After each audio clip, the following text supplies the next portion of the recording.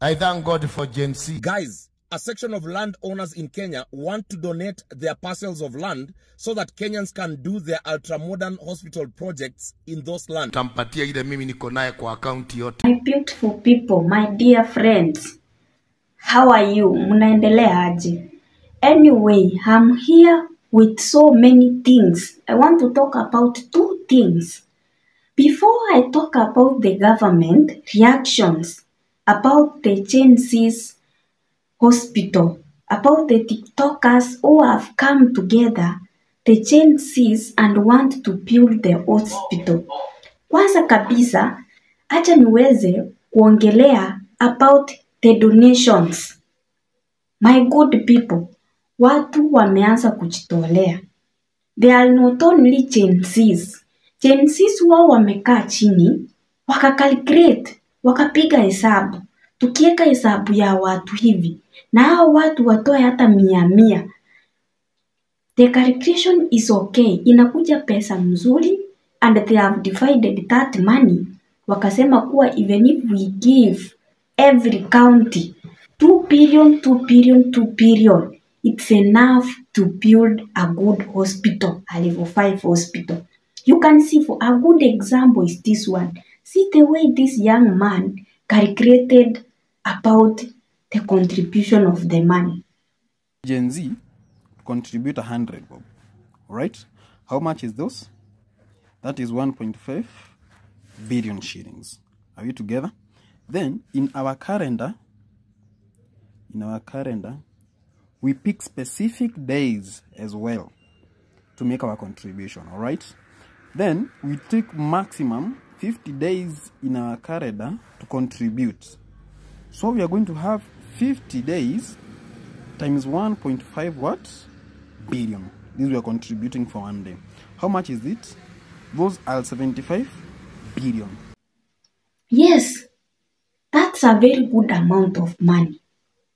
If kila mtu atajitolea, atoe pesa kama hiyo pesa inatosha kujenga hospitali mzuri the whole country, Kenya. Another thing, our parents, wazazi wetu. Unajua hii ilikuwa ni issue ya Gen Z's, ilikuwa ni issue ya TikTokers as a whole. And you know, most of the TikTokers, they are the Gen Z's, ni young people. Na wao ndo wame come up with this project. But what has come to the mind of everybody is that kila mtu, kila Mkenya ameamua kusupport this project, including our own parents. A good example, there is a mother mwenye alikuja. Unaona mtu anaweza toa kakitu kadogo, we ukaona ni kakitu kadogo, ukaona ni very funny, but hiyo ndio ako nayo na hiyo ndio ameamua kujitolea. Mama akasema kuwa yeye kuni atapeana zenye zitapikiwa mafundi wa kujenga mahospitali. That's so good. Watu wakajitolea. Mwingine akasema mimi I have a piece of land somewhere, I'm going to give it to you. Mjenge hospitali pale, watu wapate matibabu. Those are the donations which people are giving to the Gen Z's so that they can continue with the project. My good people, vile mnaona wazazi wetu, watu Kenyans in general, wame react. The reaction ya hii hospitali ni kama kila mtu ameunga mkono. But apart from hao watu wote kuunga mkono, apart from watu wote kufurahikia kuhusu ujenzi wa mahospitali, kuna watu ambao hawajafurahia. And this is the government. The government is not happy. Maana hii itaenda kuoverdo hizi mahospitali zao ambazo nowadays hakuna mtu, kila mtu ametesekea huko. Mnaona hata mtu anakufa akiwa hospitali, na si eti amekufa ugonjwa imemuua. Amekufa because of there is no medicine, of ignorance, yani vitu tu zenye hata unaangalia unasema why this, mbona hivi. And hiyo ndo ilifanya the Gen Zs wakaamua, wakasema kuwa hospitali yao itakuwa ni ya kidijitali, it will be a digital hospital, whereby wali came up kusema kuwa hata ukitaka kama unasikia I'm not feeling okay, I'm going to the hospital, unaandika kwa mtandao, you just unaandika online I'm coming at this time, so that in the moment ukifika kwa hospitali you are attended immediately. Maana you ordered, ukaandika notice, ukaandika masaa, so in the moment ukifika kwa hospitali they know somebody is coming at this time na ako na shida hii na hii. Daktari yako hapo anajua daktari mwenye anajua ako ready kukushughulikia. And when you see this one will make a lot of improvement in Kenya. Na hii itasaidia watu wengi na ita reduce abnormal deaths. Hizi yenye mnaona mtu anakufa tu, mtu anaenda hospitali anakaa kwa line na ni mgonjwa, hata anakufa akiwa kwa line. So cases like those hazitaenda kuhappen tena. And that's why vile watu wamekaa chini wakasikiza what the Gen Zs are planning for, they planned to join hands with them. Na hii imefanya the so-called the government of Kenya imeokopa, ikatingizika, imefuta pumzi, virata uwezi amini. Then after that ndio tukaona Duale anakuja with a very, I don't know even now. Msikize venye anasema. All teenage mothers in our country, if they deliver, they will deliver free. Saying that teenagers wakienda kuzaa watazaa free, paying nothing. Halikuishia hivyo. Watu wakakaa chini wakamsikiza vile anasema, and unajua everything lazima you think it twice. Watu wakaanza kuulizana who are teenagers.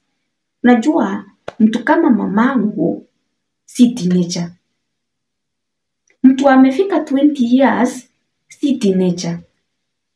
Meaning teenagers ni hao watoto wadogo. Hadi nikaona mwingine akiuliza sasa kama mimi na plan kuzaa nikiwa 26 years. Ama teenager? No, you are not a teenager. So teenagers ni hao watoto wadogo. And now if the government wanasema kuwa teenagers, they will give birth free. What are they saying? Hao watu wanachangia nini? Kaa vizuri ni kueleza. Hao watu they are supporting early pregnancies. Yes, they are supporting early pregnancies. Maana unajua mtoto akisikia kuwa hospitali ni free, hii mimba hata nikishika mimba nitaenda tu na nitazaa, hakuna kitu hata mzazi ataulizwa. That's what they are supporting. Why do so? Kama walikuwa wanaeka kuzaa, why not generally? Hiyo ni kitu angekuja aseme kuwa any woman mwenye atasikia kuzaa ataenda hospitali azae free.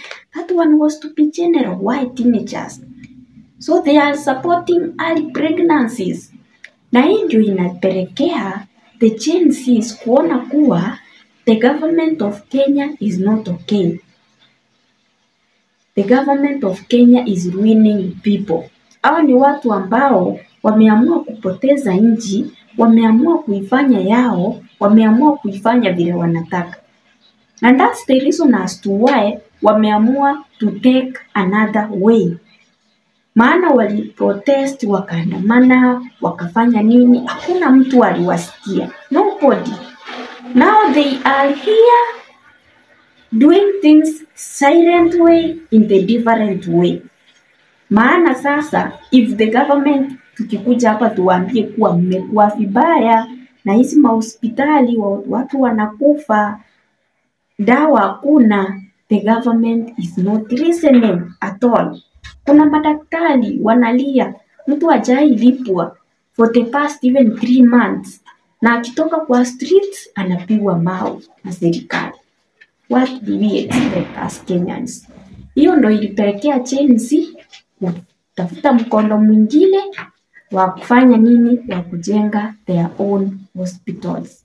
Anyway, my good people, subscribe for me if you have not. I'm coming with another video. Make sure you subscribe. Don't miss the next video. I'm going to talk about another TikToker who is waiting for the help of the young people. Who is waiting for the help of the TikTokers. Don't miss that one. Make sure you subscribe. Fungulia notification. And you be blessed. Na mjue nawapenda sana.